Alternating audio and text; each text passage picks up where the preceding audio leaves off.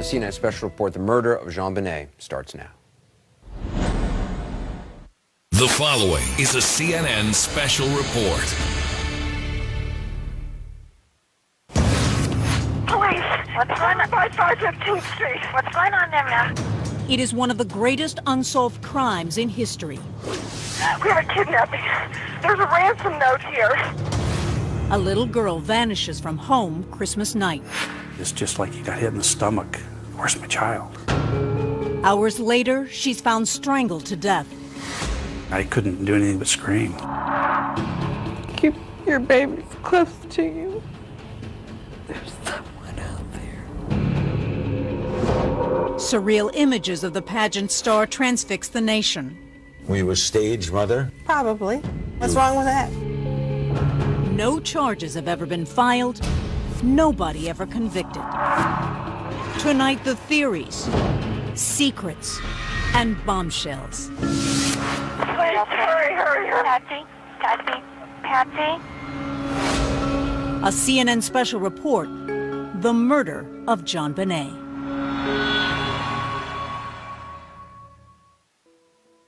If you could say something to JonBenet now.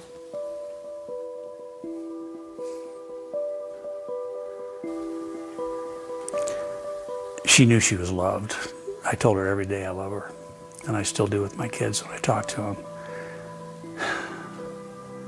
As a father, I'm just sorry I didn't protect her. I'm sorry.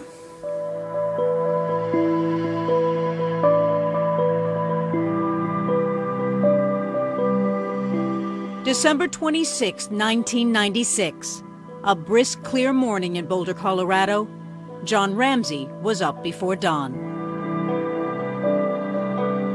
We were planning to get up early and fly to Michigan to meet my older kids for like a second Christmas. Our normal routine like that, if we're going to go somewhere, is let the kids stay in bed. And then when we're ready to go, we get them up and then we go. They might stay in their pajamas in the car. Ramsey's personal pilot, Michael Archuleta, was all set to take the family there. He told me about different people he flew for, but he really liked John and Patsy and the children, JonBenet and Burke. Pam Bardet sometimes joined her husband on flights with the Ramseys. And they loaded the plane on the 25th with presents, and Michael went out there early to get the plane warmed up and ready.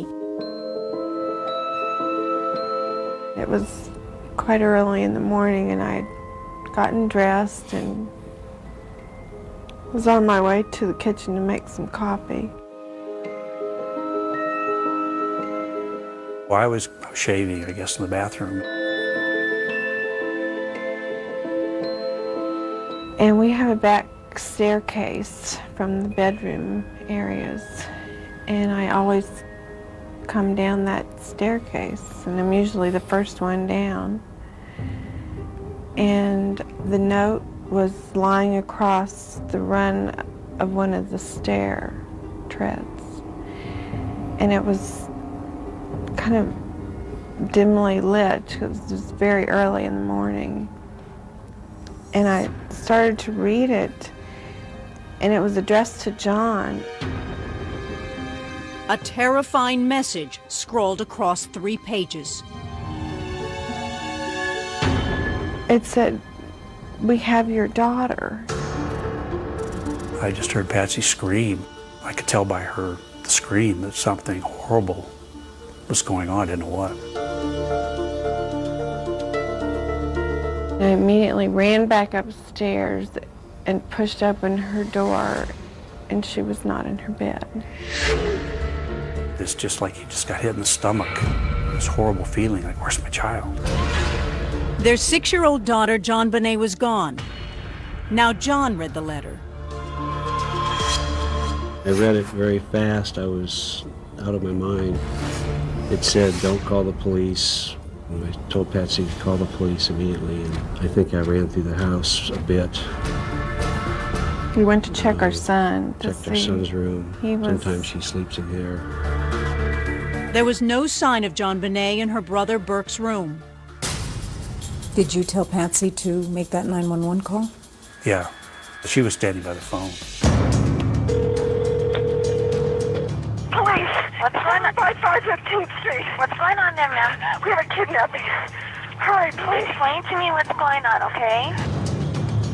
She was trying to calm me down, and I was just screaming, send help, send help. There's a note left and our daughter's gone. There's a ransom note here. Oh my God, please. Okay, please, there's somebody. I am, honey. Please. Take a deep breath. Please, okay? Hurry. Patsy. The phone rang early at Pam Bardet's house, too. John said, "Where's Michael?" I said, "He's out at the plane. What's wrong? What's up?" He said, "They've got JonBenet. She's gone. They've got her." I said, "What do you mean they've got her? She's been kidnapped." Boulder police officer Fred Patterson was one of the first detectives on the scene. It was a very rapid response once I knew what we were going to. I met him at the front door and told him what was happening, and he said, "What, do you think she just ran away?" And I said, "She's 6 years old. Heavens no." There were no signs of a struggle in the house. There was no signs of forced entry. There were no footprints outside the house. And I was thinking, close the roads, roadblocks, close the airport. What are we doing here? And you assume the police know what they're doing. Sergeant Robert Whitson arrived and quickly read the ransom note. Speaking to anyone about your situation will result in your daughter being beheaded. I'd been a police officer almost 22 years when this happened. I was totally unaware of any other cases like this where you had a child that was taken for a ransom. I called the FBI. They were one of the first phone calls I made. Denver FBI agent Ron Walker took the call and was soon faxed a photo of JonBenet. I was kind of flabbergasted. My initial impression was this is a much older girl, 13, 14, maybe even 15 years old.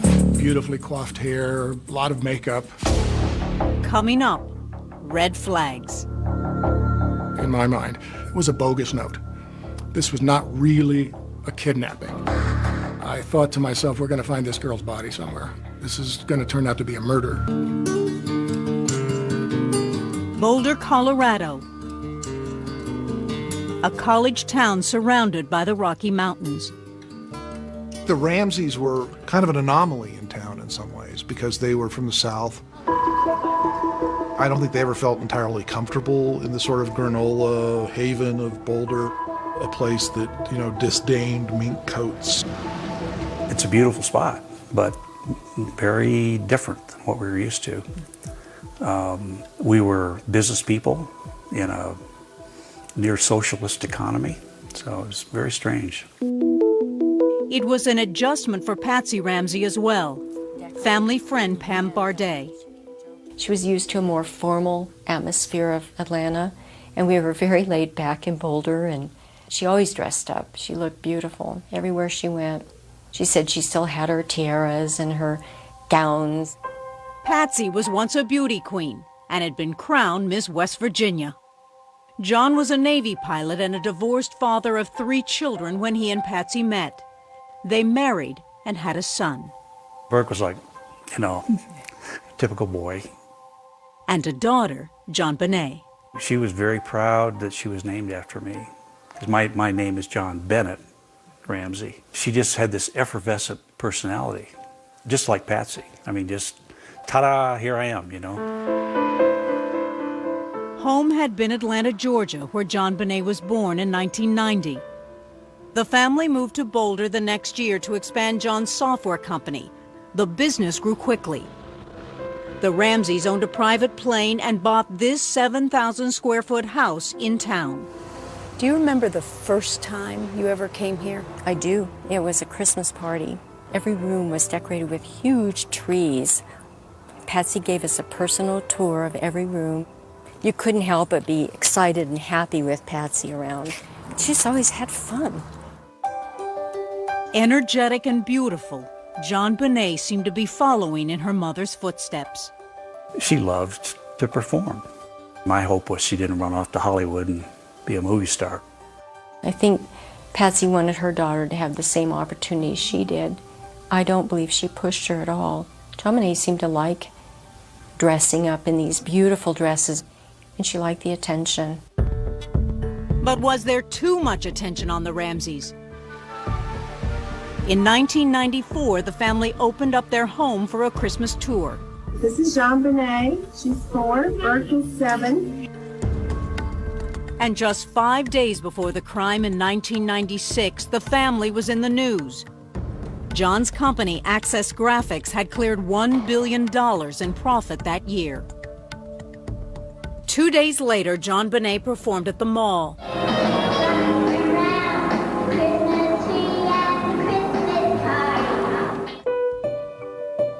At 6 years old, she had become a little local celebrity. She was in the Christmas parade, had a float with her name on the side. A big mistake.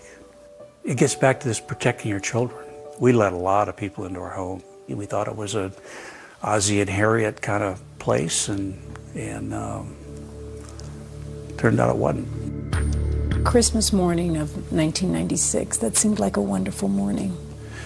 Well, we had a big Christmas plan that year. JonBenet got a bicycle? Mm-hmm. She wasn't great at it, but we went out in the back and I was kind of holding the seat, and then she'd be able to get going. This was the last photo taken of JonBenet. It is forever etched in her father's memory. And I remember that she wanted to keep riding her bike, and oh, we got to go. We had to go out to some friends, and said, oh, Daddy, please, just one more time, let's do it one more time. And I said, well, we'll do it later. And of course, there wasn't a later. The family drove home after Christmas dinner with friends. We left about 9:30, something like that, because we knew we had to get up early in the morning. And JonBenet was asleep? She'd fallen asleep in the car, so she was asleep when we got home. So I carried her upstairs and laid her on her bed, and then Patsy came up and got her into bed. Later, Burke told police about the last night with his sister. When's the last time that you saw JonBenet alive? Probably in the car. I'm tired, laying down. The morning after Christmas, the Ramsey storybook life was shattered. Police! What's going on? By 515th Street. What's going on there, ma'am? We have a kidnapping. Hurry, please. The note said not to call 911, right? But you did anyway. We couldn't have waited. We'd have gone mad. Please, hurry. The ransom note said the kidnappers would call between 8 and 10 to give instructions on how to pay up.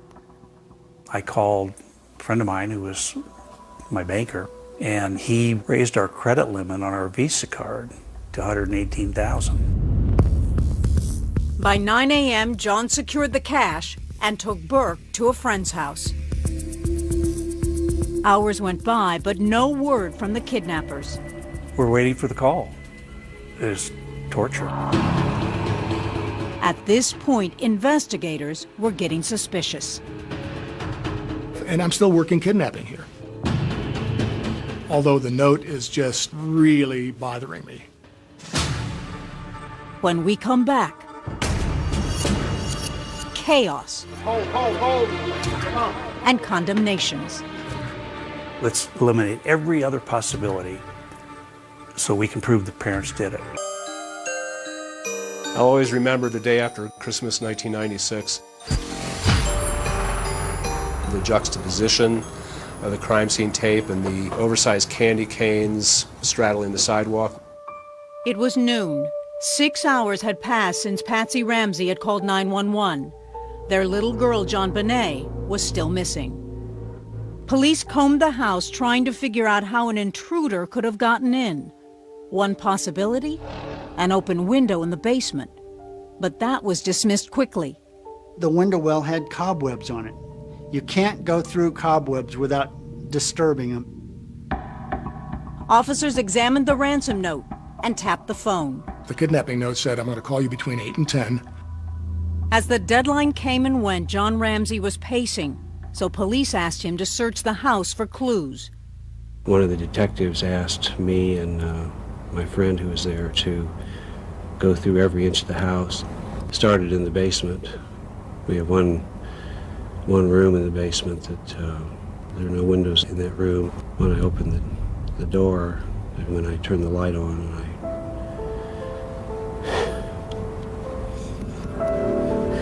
and I hoped that she was still okay, but I could tell that she probably wasn't. JonBenet's body was covered in a blanket. Did you take duct tape off her mouth? Mm-hmm. I took the duct tape off immediately and then tried to untie her hands, but the knot was way too tight. I couldn't get it loose. I couldn't do anything but scream. And John Ramsey carried his daughter, rigid from rigor mortis, up the stairs and set her body down on the floor. Later, horrifying details emerged. JonBenet had been brutally tortured and strangled. We were no longer looking at a straight kidnapping. We were looking at now a homicide. Made more complicated by a contaminated crime scene. We had victims advocates there, we had uniformed police, we had detectives, people in the kitchen making sandwiches. Who knows who was upstairs? Who knows who was downstairs? Late that afternoon, John and Patsy brought their son home from a friend's house. Burke later told police what happened next. So I thought JonBenet was going to be there. I thought they'd found her. So I came in real excited, almost relieved. Then I saw everyone real sad inside. And my dad told me that JonBenet was in heaven. On New Year's Eve in their hometown, Atlanta, Georgia, the family buried JonBenet. I think it's the worst thing a human being can experience is the loss of a child. But things for John and Patsy were about to get even worse. Investigators had grown suspicious. A lot of things didn't make sense. Why would they leave a ransom note with her body still in the house? My first impression was that this guy wrote the Magna Carta. You will withdraw $118,000 from your account. If I were kidnapping this guy's daughter, I'd ask for $250,000, $500,000, $1 million. So the amount of money is just really odd to me. The Ramseys thought so too. What's that mean? We looked at Psalm 118. Was it a biblical reference? Where did this number come from? When did it hit you that the $118,000 equated to your Christmas bonus? It didn't initially, because that bonus had actually occurred a year earlier, in January of '96. But it was on every pay stub that I got. Police asked the Ramseys for handwriting samples. John gave them 2 notepads. These pads were pads that were kept by the telephone, and each John and Patsy had their own pads. Detectives concluded the ransom note was written on pages torn out of Patsy's notepad. Also, examination of that pad showed that somebody had started a ransom note one time and then abandoned it. Did the kidnapper write a practice note? Over the next few weeks, other clues heightened police suspicions toward Patsy. The garrote was fashioned from a paintbrush which came from Patsy's painting supplies. She was wearing the same outfit she was wearing the night before. There was significance derived by some observers from that fact that Patsy, a former Miss West Virginia, would never be seen wearing the same thing twice. And police accused both the Ramseys of acting peculiar. They never really reacted like parents. If it was my daughter that had been killed, I'd be sitting at the police department every day. Well, there's been so much publicity saying the Ramseys wouldn't talk with police. No, that's total fiction. We talked to them in the home, went down the basement, talked to them. They kept persisting, we got to take you down to the police station. Instead, the Ramseys both hired attorneys and gave their first interview not to the police, but to CNN. You like water before we start, or? Like a drink of water, yeah. Yeah, that was a mistake. It was a decision we made, but not under our right state of mind. You believe it's someone outside your home. There is a killer on the loose.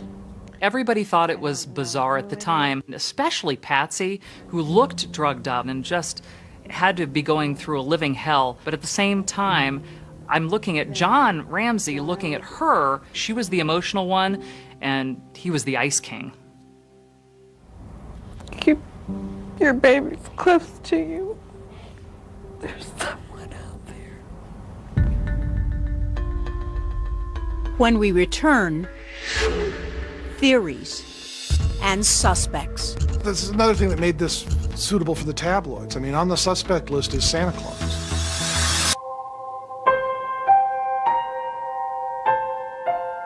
As Christmas 1996 turned into the new year 1997, the story of the 6-year-old girl murdered in Boulder, Colorado, blew up worldwide. JonBenét Ramsey! It started with those videos of JonBenet and her outfits, juxtaposing that with the horrendous killing, and it took off from there. Were you a stage mother, honestly? Probably. Yeah, in other words, What's wrong with that? But those pageants were really turned around on you. That was something JonBenet and Patsy did for fun. We loved our children dearly, and yet people don't like rich people. So we kind of became that character for people to hate. John Ramsey says that sentiment was spurred on by the cops in Boulder. We just didn't trust the police for good reason. They put out volumes of misinformation and false information to bring pressure on us. Police denied that allegation, and with the Ramseys' reduced cooperation, built a case against them with evidence revealed in the autopsy. JonBenet had been the victim of a violent attack. The skull fracture, 8.5 inches long. This was a forceful impact. This was not something that could be done by just normal roughhousing or playing around.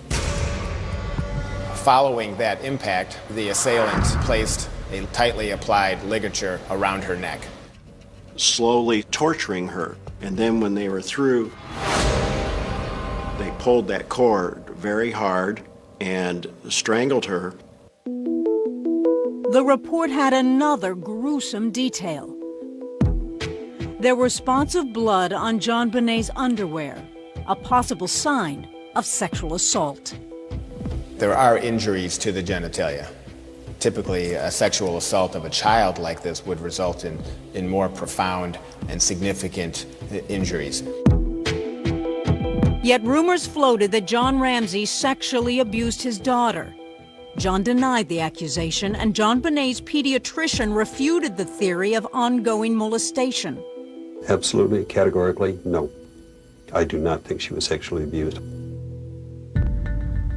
The blood in JonBenet's underpants was critical in another way. It did identify a DNA profile. Forensic testing uncovered the DNA of an unknown male. The Ramseys were not a match. Yet detectives zeroed in on Patsy Ramsey. Their speculation? She accidentally killed JonBenet, and John helped cover it up. But what kind of accident would cause Patsy to murder JonBenet?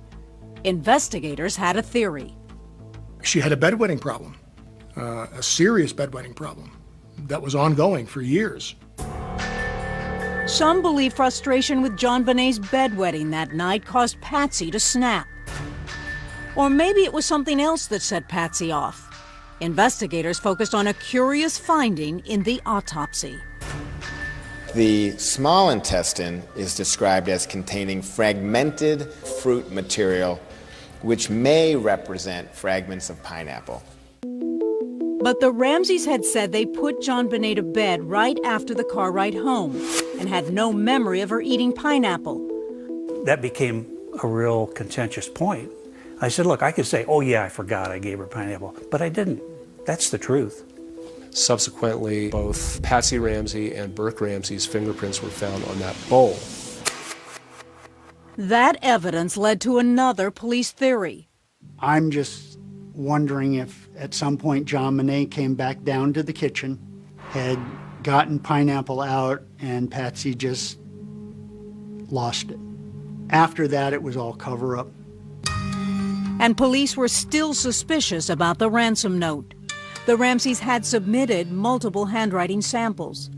John's definitively was cleared, and I scored a 4.5 out of 5. 5 is definitely no match. There are investigators who say that Patsy Ramsey could not be excluded as an author. It's very subjective.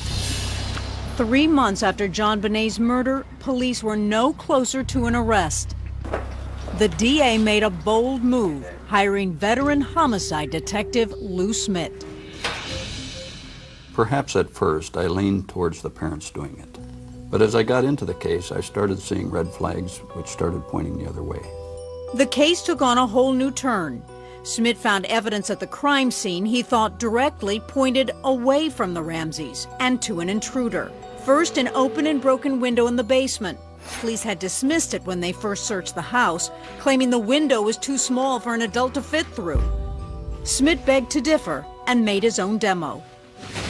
It really wasn't that difficult coming in that window. And something else intriguing. John Ramsey had noticed it too.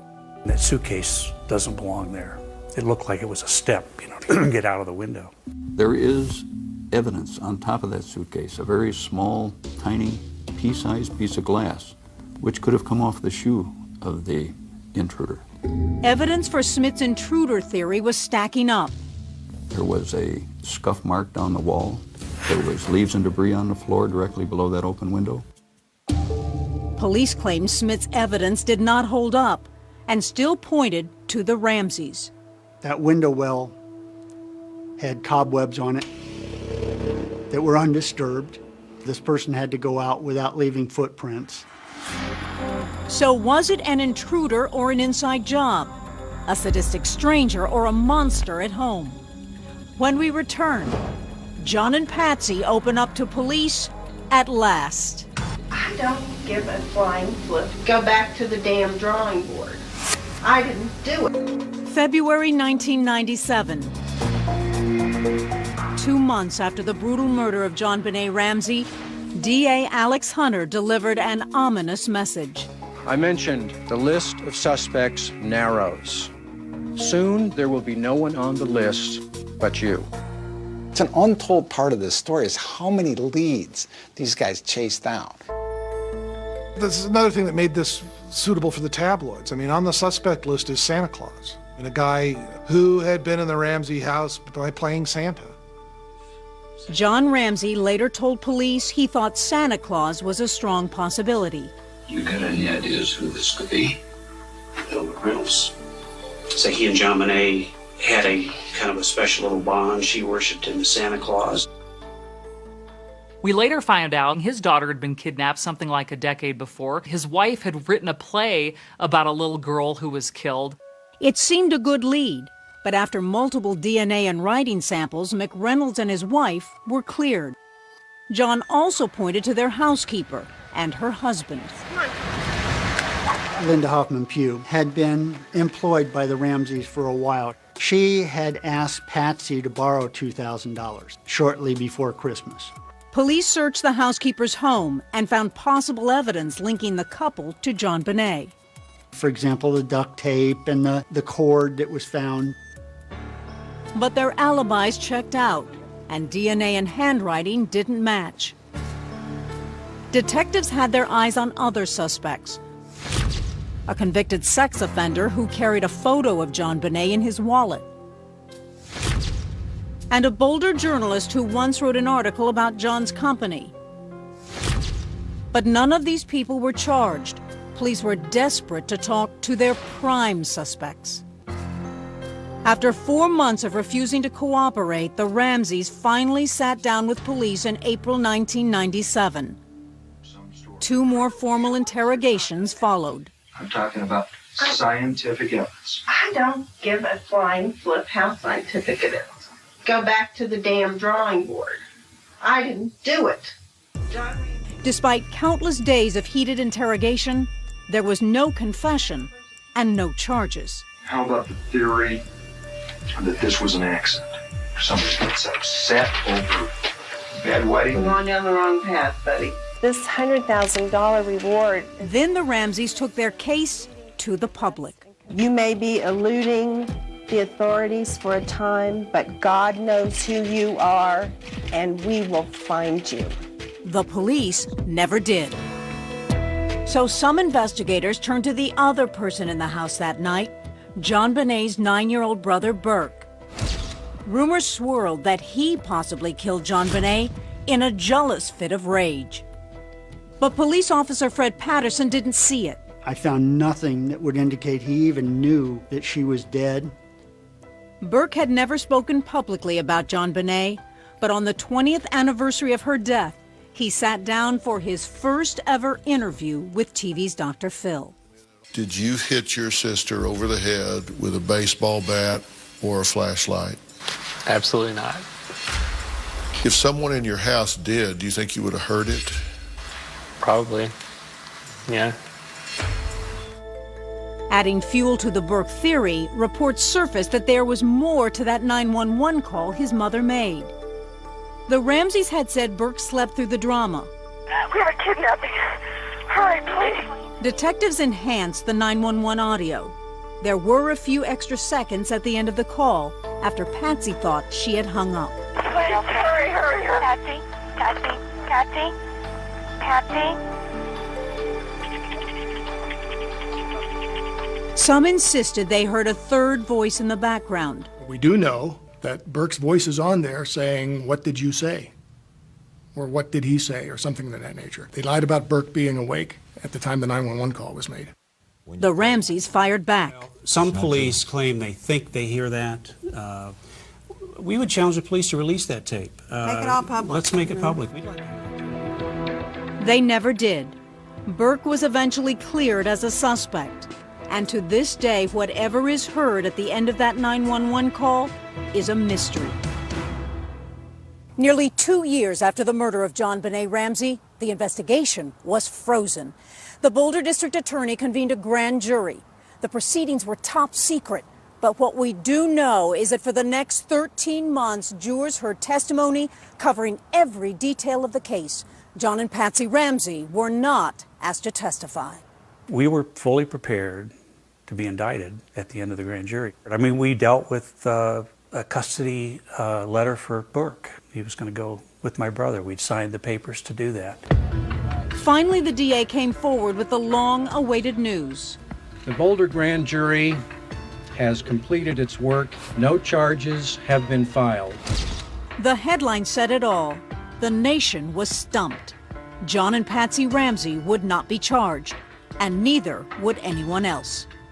I think there was a collective feeling of, oh no, we're never going to know who murdered this little girl. A decade after JonBenet's murder, tragedy struck the family again.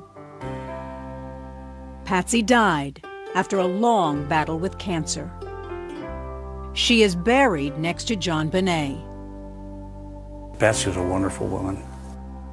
She and I against the world. It's kind of how it felt. Coming up, the FBI has arrested a suspect weeks after Patsy's death. A shocking twist. I was with JonBenet when she died. By 2006, the case of JonBenét Ramsey had been cold for a decade. It was like a game of Clue that everybody involved could have had something to do about this murder. The FBI has arrested a suspect in the case. Then, just weeks after Patsy Ramsey's death, came a giant break in the case. John Mark Carr, 41 years old, was arrested for the murder of JonBenét Ramsey.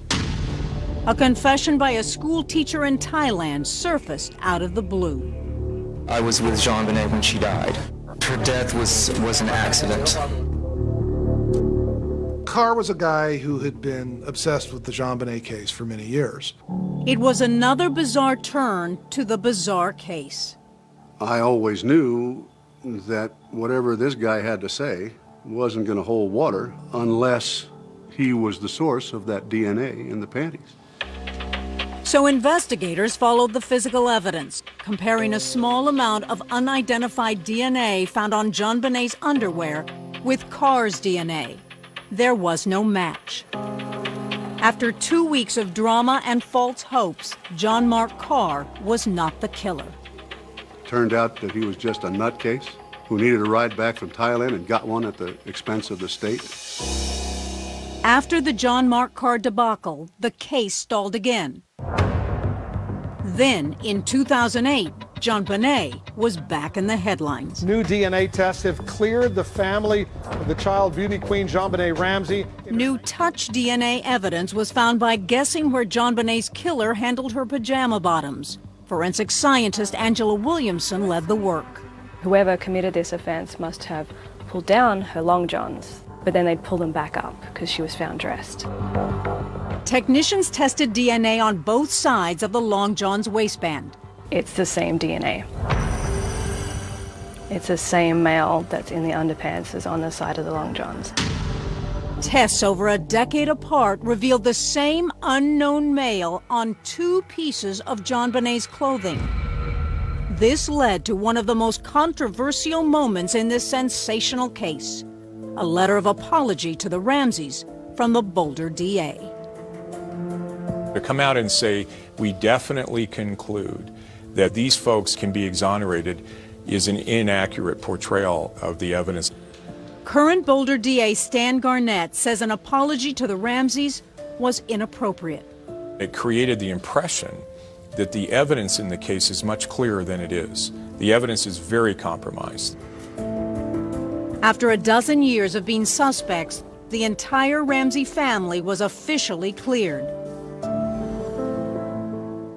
People have asked me, well, was that like a celebratory moment? Well, no, it wasn't. It was like, okay, now let's solve the case.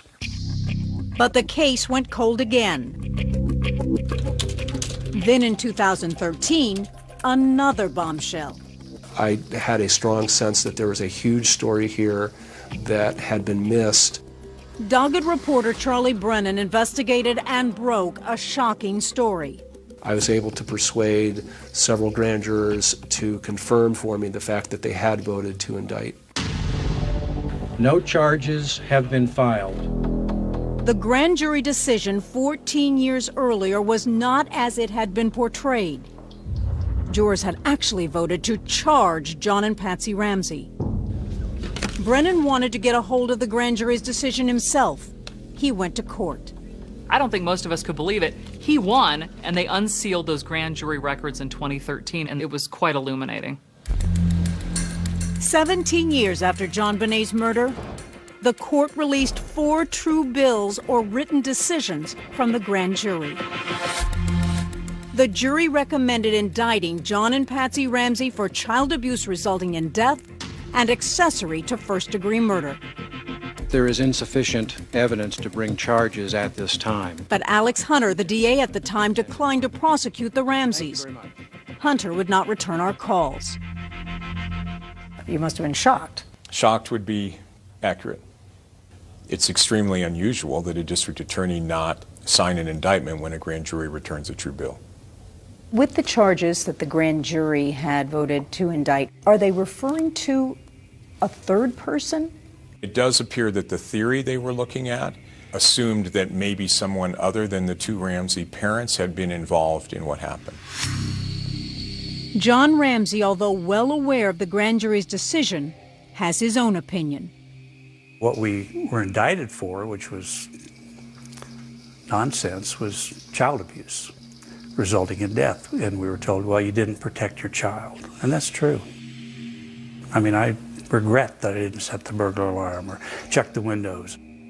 What about accessory? They also voted to indict on accessory. Really? I didn't know that. I don't know even what that means, frankly. Meaning that you and Patsy helped someone else. Really? Well, that's absurd. It's just absurd. There are those who speculate that someone else was Burke, JonBenet's big brother. He sat down for his first interview ever with Dr. Phil. What more do you need to stop looking at us and to start looking for the person who actually did it? You know, and it's been like, oh, Burke didn't act right. He was smiling when he was talking. Come on. Burke is a wonderful young man. I'm very proud of him. Ramsey says accusations like this motivate him to keep trying to solve the case. Because Patsy's been accused of being the murderer, because now Burke has been accused, the only way that's really going to be resolved is to find the killer. Today, John Ramsey works out west in the aviation world. He remarried and enjoys a quiet, anonymous life off the beaten path. His little girl is never too far from his thoughts. She would have been 26 years old this year. I'm grateful I had her in my life for 6 years. And I know where she is. She's in heaven. I'll see her again.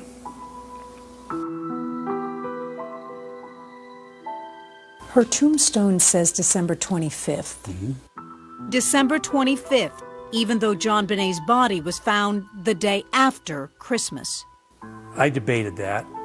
It was mainly to remember and remind the world that there is evil, the worst kind of evil you could ever imagine, that murdered a beautiful child on Christmas night. Silent night.